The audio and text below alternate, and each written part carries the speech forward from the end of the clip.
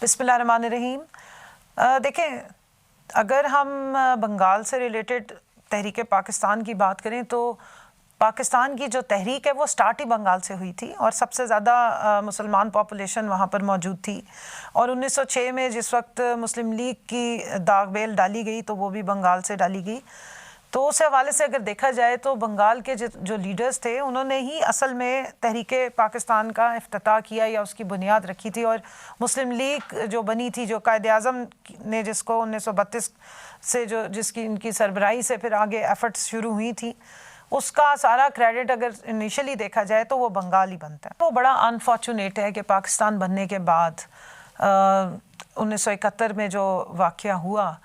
उसकी एक्चुअली में 1971 से बहुत पहले से उसके बारे में जो है वो लावा बनना शुरू हो गया और मुख्तलिफ उसमें अवामिल थे और बैरूनी हाथ जो हम अपने दुश्मन का कहते हैं, जिसमें ज़ाहिर है इंडिया शामिल था और उसको पूरा मौका मिला। लेकिन मैं ये समझती हूँ कि उसमें थोड़ा सा कसूर हमारा अपना और लोकल लीडर्स का भी था कि हमने उनको वो ब्रीडिंग ग्राउंड दे दिया या वो हमवार जो एक मौक़े हैं वो उनको पेश कर दिए, जिसके बाद उनकी साजिशें जो हैं वो कामयाब हो गई और मुक्ति बानी जैसी एक तहरीक के तहत और आखिर में 1971 में हम पाकिस्तान जो एक नया मुल्क था और एक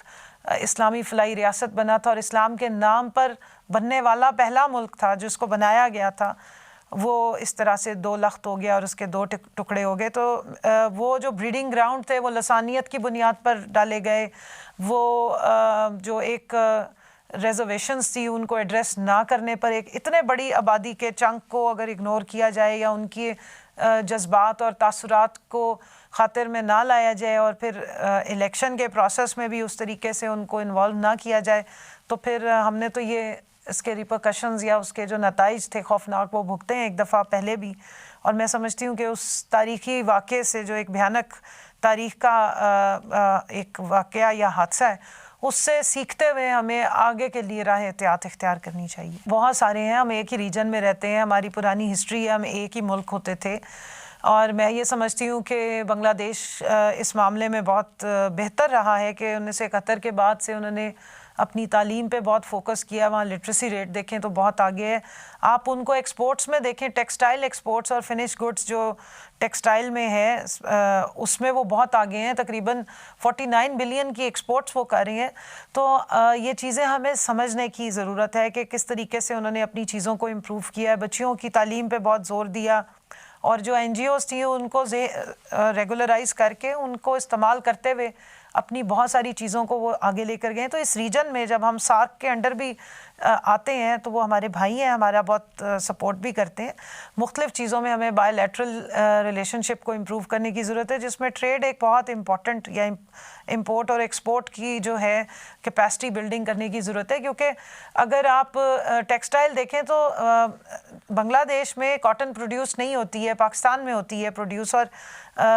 टाइम के साथ साथ जब हमने एग्रीकल्चर को इग्नोर किया और कॉटन की जो प्रोडक्शन बढ़ाने की बजाय वो ड्रॉप करनी शुरू होगी उसमें, क्योंकि इन्वेस्टमेंट नहीं हुई, तो उस चीज़ को देखा जाए तो जो उनका टेक्सटाइल इंडस्ट्री है उसके साथ हम कोलैबोरेट भी कर सकते हैं और समझ भी सकते हैं कि किस तरीके से इन चीज़ों को लेके आगे बढ़ना चाहिए। कोरोना के दिनों में भी बड़ा फ़र्क पड़ा है, उनकी भी टेक्सटाइल जो यहाँ से शिफ्ट हुई थी वो काफ़ी हद तक बंद हुई और बहुत सारे ऑर्डर्स जो हैं वो वापस पाकिस्तान को मिले। लेकिन ये देखना बहुत ज़रूरी है कि आपने किस तरीके से अपनी स्किल लेबर वर्कर जो है उसको इम्प्रूव करना है और उसकी डिमांड किस तरह से है मार्केट में इस वक्त और उसको कैसे कैटर करना है। वो चीज़ें जो है हम उन पे देखते हुए बांग्लादेश से बहुत सारी चीज़ों के साथ कोलैबोरेट भी कर सकते हैं और आगे भी हम उनके साथ मुख्तलिफ़ चीज़ों में मुख्तलिफ मामलात में बढ़ सकते हैं। क्रिकेट के बहुत दिलदादा हैं पाकिस्तानी भी, और बांग्लादेश की टीम ने जिस वक्त खेलना शुरू किया तो मुझे अच्छी तरह याद है कि पाकिस्तान की टीम ने उनको बड़ा इनकरेज किया था, उनके साथ गेम्स के लिए। जो नई टीमों को पुरानी टीमें जिस वक्त केटर करती हैं या उनको अप्रिशिएट और इनकरेज करती हैं उनके साथ गेम खेल के या वहाँ जाके, उससे बड़ा फ़र्क पड़ता है। तो वो भी एक हमारे ही भाई है और क्रिकेट लविंग नेशन है, तो यूथ को इंगेज करने के लिए सबसे ज़्यादा इम्पॉर्टेंट ये होता है कि उनको स्पोर्ट्स में इंगेज किया जाए और एक हेल्दी कंपटीशन के तहत एक एक्सेप्टेबिलिटी भी बढ़ती है, आपस में मोहब्बत भी बढ़ती है और एक कंपटीशन की भी सेंस जो है वो भी वो क्रिएट होती है। दूसरा बांग्लादेश की यूथ ने, क्योंकि उनकी हुकूमत ने काफ़ी इस चीज़ को सीरियसली लिया और उनकी तालीम पे बहुत फोकस किया है, तो हमारे यूथ को और उनको अगर थोड़ा आपस में एक्सचेंज प्रोग्राम्स का मौका मिले यूनिवर्सिटी के लेवल पे, कॉलेजेस के लेवल पे, तो उससे भी बहुत ज़्यादा फ़र्क पड़ेगा। हमारे बच्चों में भी वो इंसेंटिवाइज होंगे कि किस तरीके से आप अपना लिटरेसी रेट बढ़ा सकते हैं, और प्रोडक्टिव लिटरेसी रेट यानी ऐसी तालीम हासिल करें जिसके बाद उनको वो इस्तेमाल भी की जा सकती हो, और उनको अगर कोई नौकरी चाहिए या एंटरप्रेन्योरशिप बढ़ानी है तो वो कैसे की जा सकती है। तो इस हवाले से यूथ के अंदर बहुत ज़्यादा पोटेंशियल मौजूद है कि हम दोनों साइड की यूथ की जो कांटेक्ट है उसको इम्प्रूव करें। इसी हवाले से मैं अपनी जो बांग्लादेश की यूथ है, हमारे ही बच्चे हैं, उनको ये पैगाम देना चाहूँगी कि जो माजी में हुआ उसमें बहुत सारे अवामिल हैं, वो एक हादसा समझें और उससे अब आगे बढ़ने की ज़रूरत है। मुझे पूरा यकीन है कि आगे बढ़े भी हैं, और आगे जो राहें खुली हुई हैं, हमारी राहें भी खुली हैं और बाहें भी खुली हैं उनके लिए। तो एक अच्छे पड़ोसियों की तरह, अच्छे दोस्तों और अच्छे भाइयों की तरह मिलके दोनों ममालिक की यूथ को, पाकिस्तान और बांग्लादेश की, आपस में मिलना भी चाहिए और उनका कांटेक्ट इम्प्रूव भी होना चाहिए, और मुख्तलिफ फोरम्स पे उनको इकट्ठे पार्टिसिपेट भी करना चाहिए। और इस सिलसिले में दोनों साइड की हुकूमतों को स्टेप लेने की ज़रूरत है।